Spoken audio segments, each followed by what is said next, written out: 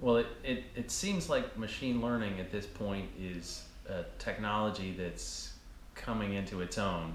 There's the adoption curve where, there's the crazy hype portion of the curve, and then there's the what we can actually practically do part of the curve. And that's where machine learning is kind of at the top of the crazy hype right now a little bit.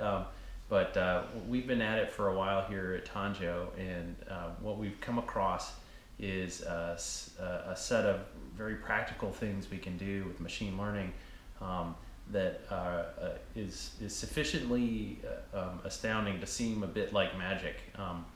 The ability of machine learning to find every possible hypothesis in a list of data that you have, and then you look at each hypothesis and determine which of those are useful to you. That entirely turns on its head what in the past was done with the whole big data movement, which is you take lots of data and you say, okay, I've got this idea, and I'm going to test it based on the data that I have. And that's always been the business analytics tradition. What if you could throw an algorithm, a machine learning algorithm, at your data and have it bring back every possible hypothesis that could ever exist? And some of those hypotheses are beyond what a person would ever think of, because they are they have the potential to be very complex. But the guarantee is that the hypotheses can be ranked in order of which are the most true.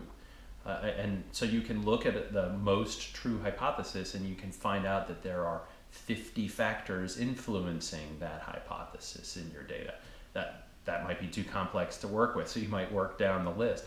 But I guess what I'm getting at is that machine learning upends the way that we do analysis, probably permanently. And anybody who's kind of doing analysis the old way, where you invent your own hypothesis based on what you feel is right, is going to be at a competitive disadvantage to people who have algorithms look at every possible hypothesis and rank them in order of how good they are.